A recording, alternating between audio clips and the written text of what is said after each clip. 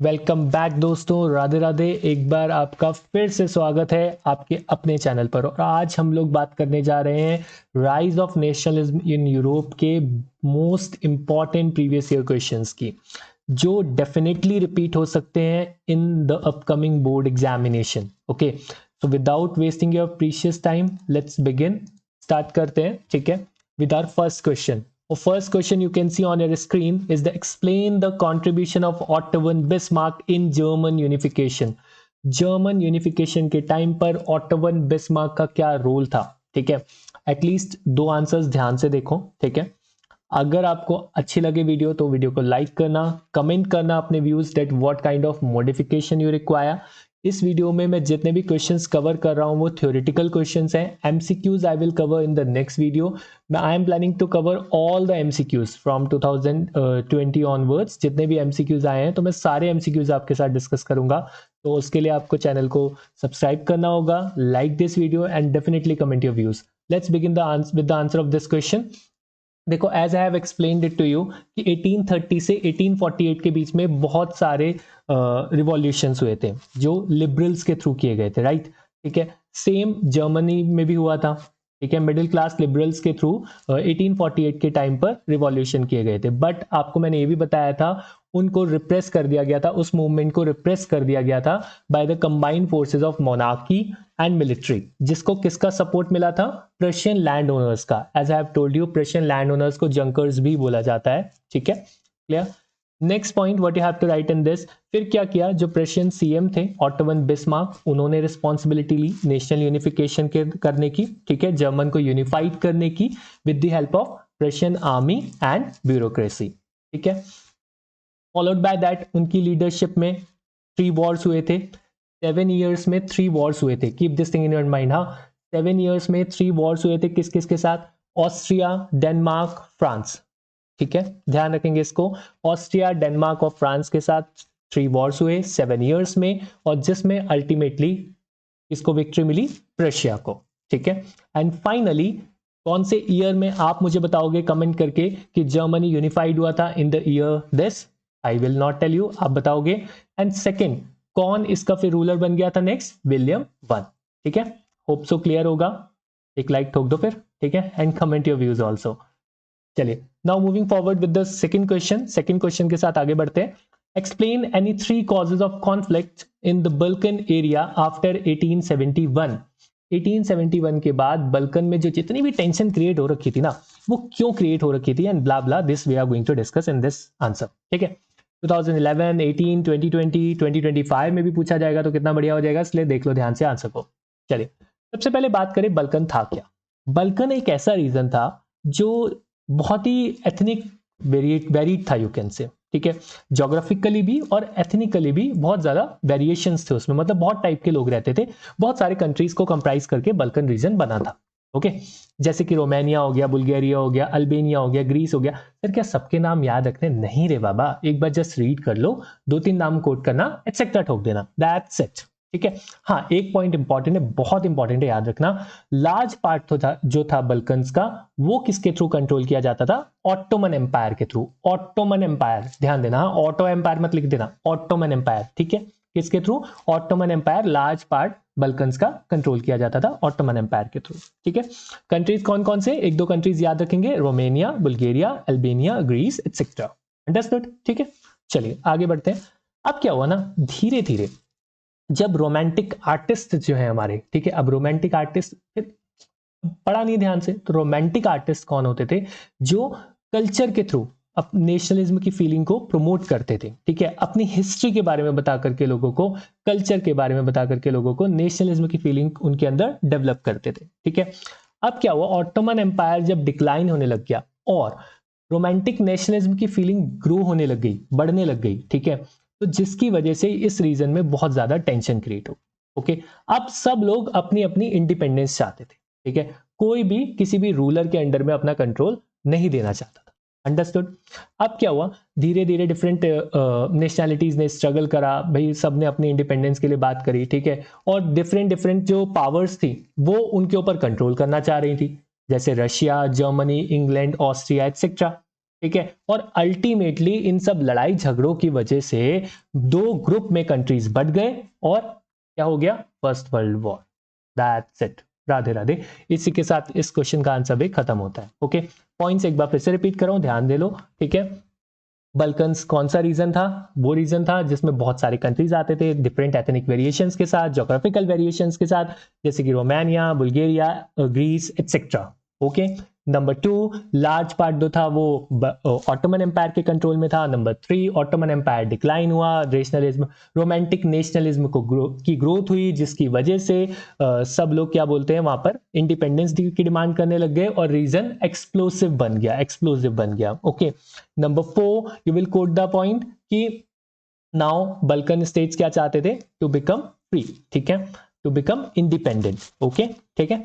और different powers उनके ऊपर कंट्रोल करना चाहती थी, जैसे Russia, Germany, England, and finally वो दो ग्रुप्स में बढ़ गई और अल्टीमेटली क्या हो गया, ग्रेजुअली क्या हो गया, फर्स्ट वर्ल्ड वॉर हो गया। अंडरस्टूड, ठीक है, क्लियर है। यही कॉजेस थे कॉन्फ्लिक्ट के इन द बल्कन एरिया आफ्टर 1871, ठीक है। अब चाहे आंसर 3 मार्क्स का हो, 5 मार्क्स का हो, if you will mention all these points you will get full marks. Understood, चलिए proceeding further with the next question. Hope so आपको मजा आ रहा होगा, पसंद आ रही होगी वीडियो, तो लाइक तो बनता है यार, और कमेंट जरूर करना, हाँ ठीक है, कि कैसी लग रही है, क्या चेंजेस करने, कुछ तो करने होंगे ना, ठीक है, बेटर बनाने के लिए। चलिए नेक्स्ट बात करते हैं, explain any 5 economic hardships that Europe faced in the 1830s। 1830s के टाइम पर कौन कौन सी इकोनॉमिक दिक्कतें, ठीक है, जिनका सामना करना पड़ा, किसको, यूरोप को, that we are going to discuss. अब ये क्वेश्चन देख लो कितनी बार पूछा जा चुका है, 2011, 13, 16, 17, 20, ठीक है, 23, 24, 25 में भी पूछा जाएगा, 25 में भी पूछा जा सकता है, ध्यान रखेंगे प्लीज इसको। चलिए, अब कौन कौन से कॉजेस थे इकोनॉमिक हार्डशिप से रिलेटेड, लेट्स सी। सबसे पहले तो उस टाइम पर यूरोप में अनएम्प्लॉयमेंट बहुत ज्यादा हो गया था, ठीक है। अगर आपने मेरी वीडियोस देखी होंगी तो मैंने आपको इसमें डिटेल में एक्सप्लेन किया है कि अनएम्प्लॉयमेंट ज्यादा हो गया था। ओके, सिटीज ओवर क्राउडेड हो गई थी, क्यों, क्योंकि लोग जो है माइग्रेट करने लग गए थे, शिफ्ट होने लग गए थे रूरल एरियाज से अर्बन एरियाज में, और फिर इस वजह से सिटीज में स्लम्स डेवलप हो गए थे। ओके, ठीक है। नेक्स्ट बात करें, एक इंग्लैंड में जो इंडस्ट्रियलाइजेशन हुआ, इंग्लैंड के इंडस्ट्रियलाइजेशन की वजह से जो स्मॉल प्रोड्यूसर्स थे वहां पर, उनको बहुत ज्यादा कंपटीशन फेस करना पड़ रहा था। अंडरस्टूड, ठीक है, जिसकी वजह से उनको सफिशिएंट बेनिफिट नहीं मिल पा रहा था, ठीक है। अच्छा, एक पॉइंट और बता देता हूं मैं आपको, प्राइसेस भी क्रॉप्स के राइज हो गए थे, ठीक है, पॉपुलेशन भी बहुत ज्यादा इंक्रीज हो गई थी, ठीक है, ये भी आप ध्यान रखेंगे। और जहां पर एरिस्टोक्रेसी अभी भी पावर में थी, एरिस्टोक्रेसी मतलब जो रिच सेक्शन है वो अभी भी पावर में था, वहां पर पीजेंट्स स्ट्रगल कर रहे थे बहुत ज्यादा, ठीक है। और किसके लिए, फ्यूडल ड्यूज को हटाने के लिए, ऑब्लिगेशंस को हटाने के लिए। अब फ्यूडल ड्यूज अंग्रेजी भारी वर्ड नहीं आ जाएगा, तो simply keep this thing in your mind कि पीजेंट्स स्ट्रगल कर रहे थे, दैट्स इट, ठीक है, क्लियर। लास्ट पॉइंट क्या रहेगा इस आंसर का, फूड प्राइसेस बहुत ज्यादा बढ़ गए थे, ठीक है, और ऊपर से क्या हुआ, हार्वेस्ट बेकार हो गई थी, मतलब जो क्रॉप है वो बेकार हो गई थी, डैमेज हो गई थी, जिसकी वजह से और ज्यादा जो है हार्डशिप फेस करनी पड़ी पीजेंट्स को। ओके, क्लियर है, hope so you understood this answer. Let's continue with the fourth question, ठीक है, that is explain the changes which Napoleon introduced to make the administrative system more efficient in Europe। ठीक है, Europe में कौन कौन से changes Napoleon ने introduce करे, इंपॉर्टेंट क्वेश्चन है, पूछा जा सकता है, ठीक है। Let's see the answer. Napoleon ने, देखो, फ्रांस में डेमोक्रेसी पूरी तरीके से डिस्ट्रॉय कर दी थी, नो डाउट, लेकिन उसने एडमिनिस्ट्रेशन के फील्ड में बहुत अच्छा काम करा था, ठीक है। कैसे, क्या क्या चेंजेस लाया था वो देखो, जितने भी प्रिविलेजेस थे बेस्ड ऑन बर्थ, उनको हटा दिया गया। प्रिविलेजेस का मतलब होता है जो बर्थ राइट मिल जाते, बाय बर्थ राइट मिल जाते, बेनिफिट पहले से जो मिल जाते थे, ठीक है। जैसे ही आप किसी फैमिली में पैदा हुए, किसी कास्ट ग्रुप में पैदा हुए, आपको बेनिफिट मिल जाएगा, दैट काइंड ऑफ, वो सब हटा दिए गए, ठीक है। इक्वालिटी बिफोर लॉ स्टैब्लिश कर दी थी उसने। नेक्स्ट, राइट टू प्रॉपर्टी दिया गया उसके थ्रू। एडमिनिस्ट्रेटिव डिविजन्स को उसने सिंप्लीफाई कर दिया, ठीक है। फ्यूडल सिस्टम को एबॉलिश कर दिया बिल्कुल, ठीक है। और पीजेंट्स को फ्री कर दिया फ्रॉम सर्फडम एंड मोनोरियल ड्यूज, मतलब जितने भी उन्होंने पैसे देने थे, जो उनके पापा ने उन किसी लैंडलॉर्ड से लिए थे, अब वो बेटा भी वहां पे काम कर रहा था बेचारा, ये सब ड्यूज से उनको फ्री कर दिया पीजेंट्स को, ओके। और जिसकी वजह से आपको पता है फिर नेपोलियन को सब लोग अच्छा अच्छा मानने लग गए थे, वाह यार ये तो हमारा गॉड है, ठीक है। और फिर नेपोलियन आर्मी को वेलविशर की तरह वेलकम किया जा रहा था, ऐसा भी आप लोगों ने पढ़ा होगा। गिल्ड रिस्ट्रिक्शंस को रिमूव कर दिया। गिल्ड मतलब क्या होता है, जो ग्रुप होता है, ठीक है, ग्रुप बनाने से रिलेटेड रिस्ट्रिक्शंस को रिमूव कर दिया।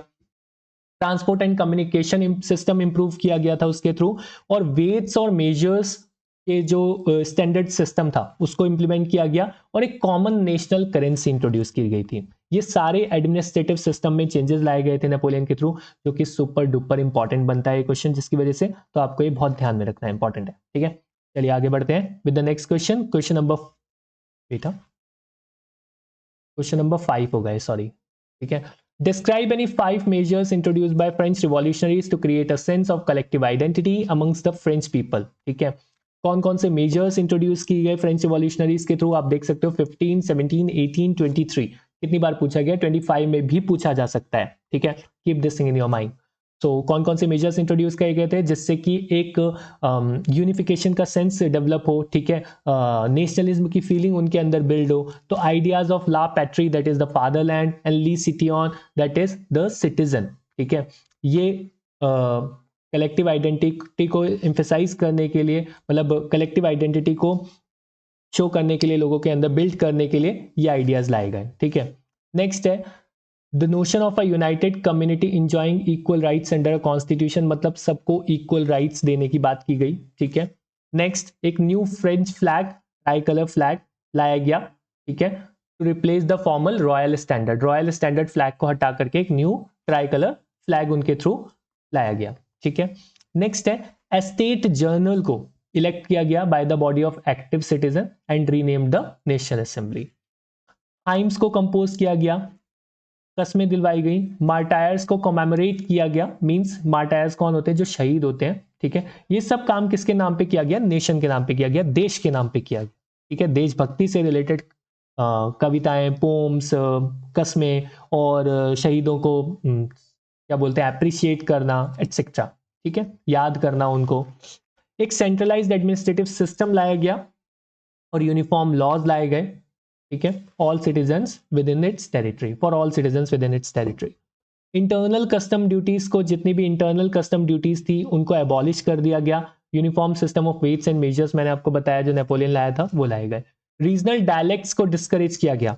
रीजनल डायलेक्ट्स मतलब रीजनल लैंग्वेजेस जो हैं उनको डिस्करेज किया गया, और फ्रेंच को जो पेरिस में बोली जाती थी उसको एक कॉमन लैंग्वेज बना दिया गया पूरे नेशन के लिए, ठीक है, उसको प्रमोट किया गया यू कैन से, ठीक है। Hope so you understood this answer. Moving forward with the next super duper important question. How did Greek War of Independence mobilize nationalist feelings among the educated elite across Europe? Explain. ठीक है, तो Greek war of independence super duper important बन जाता है 2020, 21, 23, 24 और हो सकता है 25 में भी पूछा जाए ग्रीक वॉर ऑफ इंडिपेंडेंस से रिलेटेड, ठीक है। आपको पता है रिवॉल्यूशनरी नेशनलिज्म की ग्रोथ हो रही थी पूरे यूरोप में 1830 से 1848 के बीच में, बहुत सारे रिवॉल्यूशंस हुए, ठीक है, जो रिवॉल्यूशंस रीजन बने इंडिपेंडेंस का, किसकी, ग्रीक की, ठीक है। और इनको सपोर्ट किसका मिला था, मैंने आपको बताया था, जो ग्रीक्स एग्जाइल में रह रहे थे या जिनको सिंपैथी थी एंशिएंट ग्रीक कल्चर से, ठीक है। और जो पोइट्स हैं और आर्टिस्ट हैं उन्होंने भी इसको सपोर्ट करा, जिसमें से एक जो पोइट थे लॉर्ड बायरन, उन्होंने क्या करा था, फंड्स भी ऑर्गेनाइज करे थे, ठीक है। धीरे धीरे क्या हुआ, जो ग्रीक है वो इंडिपेंडेंस हो गया, ठीक है। कौन से ईयर के थ्रू, कौन सी ट्रीटी के through, the treaty of Constantinople, जो कि 1832 में हुई थी, जिसकी वजह से, जिसके बाद ग्रीक जो है एक इंडिपेंडेंस नेशन बन गया। अंडरस्टूड, ठीक है, क्लियर है। होप सो ये आपको समझ में आया होगा, तो एक लाइक ठोक दो, कमेंट भी करना, बताना कैसा लग रहा है वीडियो, ठीक है। Next, moving forward with the next question, that is explain the role of Giuseppe Mazzini in the unification of Italy. Super duper important question है, Giuseppe Mazzini का रोल दोबारा पूछा जा सकता है in the unification of Italy, ठीक है। क्या था, डिस्कस करते हैं फटाफट से। इटालियन रिवॉल्यूशनरी थे, आपको याद होगा, आपने चैप्टर पढ़ा है, इटालियन रिवॉल्यूशनरी थे, उन्होंने एक प्रोग्राम स्टार्ट करा था for a United Italian Republic, ठीक है। सीक्रेट सोसाइटी भी बनाई थी जिसका नाम था यंग इटली, ठीक है। जब 1831 और 1843 में अपराइजिंग्स हुई तो यूनिफिकेशन ऑफ इटली का रिस्पॉन्सिबिलिटी किसने ले ली थी, सैर्डिना पिडमॉन्ट के रूलर ने, जो कौन रूल करता था वहां पे उस टाइम पे, King Victor Emmanuel second, King Victor Emmanuel second, ठीक है। उसने रिस्पॉन्सिबिलिटी ली कि अब मैं वॉर लड़के इटली को यूनिफाइड करूंगा, ठीक है। 1861 में फाइनली विक्टर इमैनुअल सेकंड को सेकंड किंग बन गया यूनाइटेड इटली का, ठीक है। और फिर फाइनली इकोनॉमिक डेवलपमेंट और पॉलिटिकल डोमिनेंस के लिए उन्होंने काम किया। That's it. Moving forward with the next question, इसी से रिलेटेड है, इटली से रिलेटेड ही है, यूनिफिकेशन ऑफ इटली से रिलेटेड पूछा जा सकता है, ठीक है। ध्यान रखेंगे यूनिफिकेशन ऑफ इटली से रिलेटेड भी काफी सारे पॉइंट्स आपके सेम मैच करेंगे। जैसे कि सबसे पहले मैं आपको एक बात बता दूं, इटली जब यूनिफाइड नहीं था तो वो डिवाइडेड था कितने स्टेट्स में, 7 स्टेट्स में। यूनिफाइड का मतलब होता है ना कि एक सिंगल कंट्री होना, ओके। तो डिवाइडेड होगा डेफिनेटली, जब यूनिफाइड नहीं था तो 7 स्टेट्स में डिवाइडेड था, जिसमें से सिर्फ और सिर्फ एक ही स्टेट था, सैर्डिना पिडमॉन्ट, जो रूल किया जाता था इटालियन प्रिंसली हाउस के थ्रू, ठीक है, क्लियर। गिसेप मैजिनी ने अपने एफर्ट्स लगाए, अभी हमने पढ़ा, ओके। सीएम कैवर का भी काफी रोल था, ठीक है, जो सीएम थे, ठीक है, उन्होंने मूवमेंट को लीड करा था टू यूनिफाई इटली। उन्होंने क्या करा था, ऑस्ट्रियन फोर्सेस को डिफीट करने में बहुत एक इंपॉर्टेंट रोल प्ले करा था। गिसिप गैरीबेल्डी का भी इंपॉर्टेंट रोल था, नेम से याद रखना प्लीज, हाँ। गिसिप मैजिनी, सीएम कैवर, गिसिप गैरीबेल्डी, सैर्डिना पिडमॉन्ट, ये सब सारे नेम्स है ना, ये एसोसिएटेड किससे है, यूनिफिकेशन ऑफ इटली से, ठीक है, प्लीज इसको ध्यान रखेंगे। गिसिप गैरीबेल्डी ने क्या करा था, आर्म्ड वॉलंटियर्स की एक अपनी मतलब एक सेना बना ली थी, एक आर्मी बना ली थी, ठीक है। और 1860 में उन्होंने मार्च करा साउथ इटली और किंगडम ऑफ 2 सिसिल्स को, ठीक है, क्लियर। और ऑस्ट्रियन फोर्सेस को सीएम कैवर ने डिफीट किया था 1859 में, याद रखेंगे इसको। और फाइनली 1861 में कौन किंग बन गया, विक्टर इमैनुअल सेकंड, ठीक है। Hope so you understood this question. Moving forward with the next question, that is explain the process of formation of United kingdom of great Britain. Again super duper important question बन जाता है, बहुत important है, पूछा जा सकता है, ध्यान रखना। पहले क्या था, 18 सेंचुरी से पहले ब्रिटेन एक नेशन स्टेट नहीं था, अगेन, ओके, दैट्स व्हाई हम पढ़ रहे हैं अभी भाई। 1830 के बाद आपने देखा रिवॉल्यूशन वगैरह शुरू हुए, लिबरल रिवॉल्यूशन के बाद फिर धीरे धीरे करके यूनिफिकेशन ऑफ जर्मनी, इटली, फिर ब्रिटेन हुआ, ठीक है। तो 18 सेंचुरी से पहले ब्रिटेन नहीं था, बहुत सारे एथनिक ग्रुप्स वहां पर रहते थे, दैट इज इंग्लिश, ठीक है, वेल्श जो वेल्स के लोग थे, स्कॉट, ठीक है, जो स्कॉटलैंड के लोग थे, स्कॉट बोलते थे, आयरिश जो नदर्न आइलैंड के लोग थे। कंट्रीज याद रखना, इससे रिलेटेड क्वेश्चन आया, ओके, ठीक है।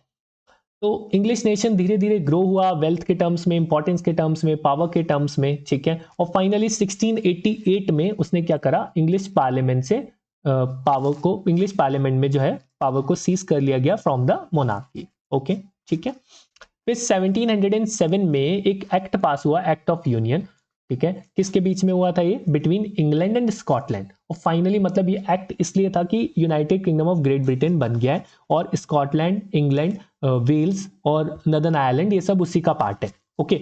फिर उन्होंने स्कॉटलैंड को अपना सुप्रेस करना शुरू करा, आयरलैंड को सुप्रेस करना शुरू करा, ठीक है, in all spheres you can say. और ब्रिटिश पार्लियामेंट जो है उसमें जितने भी मेंबर्स थे वो डोमिनेटेड किसके थे, इंग्लिश मेंबर्स डोमिनेटेड थे ज्यादा, मतलब ज्यादातर इंग्लिश मेंबर्स थे।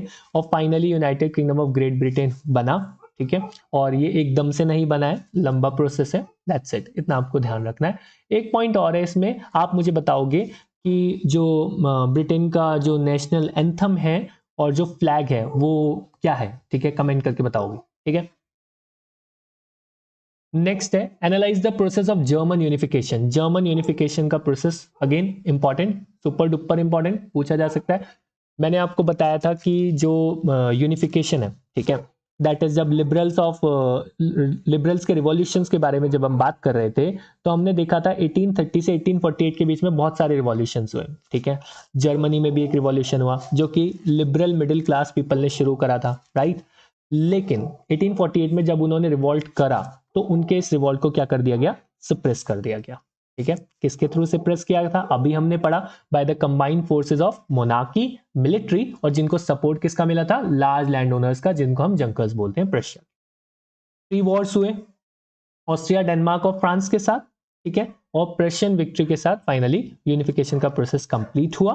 1871 में Prussian king that is Kesar William one, इससे रिलेटेड एमसीक्यू पूछा जा चुका है, प्लीज ध्यान रखना। केसर विलियम वन जर्मन एम्परर बन गया, सेरेमनी हुई थी कहां पे, वर्सेल्स में, ठीक है, clear. Nation building process finally complete हुआ with the dominance of Prussian state power, okay, hope so clear होगा। 3 to 5 मार्क्स में क्वेश्चन पूछा जा सकता है, keep all the points in your mind, ठीक है। नेक्स्ट है conservative regimes setup in Europe in 1815 were autocratic. जो कंजर्वेटिव रिजाइम्स थे जो यूरोप में सेटअप हुए 1815 में, वो ऑटोक्रेटिक थे। आपको सपोर्ट करना है by giving any two arguments. ये 2024 में पूछा गया था 2 मार्क्स के लिए। आई थॉट कि अब दोबारा रिपीट हो सकता है, ठीक है। तो I am discussing with you. Conservatives क्या चाहते थे? जितने भी ट्रेडिशनल, कंजर्वेटिव्स का मतलब क्या होता है ना, देखो कंजर्वेटिव्स का मतलब होता है जो चेंज नहीं चाहते, ठीक है, क्लियर। जो पुराने चीजों को ज्यादा पसंद करते हैं, यू कैन से। तो कंजर्वेटिव्स चाहते थे to restore traditional institutions of state and society, मतलब जैसा पहले चल रहा था चलने दो, ठीक है। और conservative regimes did not tolerate criticism and dissent, वो नहीं टॉलरेट कर सकते थे क्रिटिसिज्म को, डिसेंट को, डिससेटिस्फेक्शन को, यू कैन से। तो दे सॉट टू कर्ब एक्टिविटीज। उन्होंने क्या डिसाइड करा कि भाई जितनी भी उनकी लेजिटिमेसी से रिलेटेड क्वेश्चन किया जा रहा है, ठीक है, लीगैलिटी से रिलेटेड उनका क्वेश्चन किया जा रहा है, ठीक है। लेजिटिमेटी से मतलब क्या होता है कि दैट लीगैलिटी, लॉ से रिलेटेड हर बात पे क्वेश्चनिंग करना एंड ऑल, तो उनको नहीं पसंद था, ठीक है। तो उन्होंने कहा भाई ये तो बहुत गड़बड़ चल रहा है, हम इसको सबको सुप्रेस कर देंगे। ज़्यादातर most of them impose censorship laws. उन्होंने क्या करा, सेंसरशिप लॉज इम्पोज कर दिया, ठीक है, clear, to control what was said in newspaper, books etcetera. Okay, इसी के साथ हमारे सारे क्वेश्चंस खत्म होते हैं rise of nationalism in Europe के। और इन्हीं क्वेश्चन से रिलेटेड आपके क्वेश्चंस बन सकते हैं। 99.9% चांसेस हैं in your board examinations of 2025। Okay, hope सो कि आपने पूरा वीडियो अच्छे से देखा होगा, ठीक है। आप अपने व्यूज कमेंट करो, लाइक करो, अपने फ्रेंड्स के साथ शेयर करो, और don't forget to subscribe the channel. That's it for the session. Thank you everyone. Bye bye.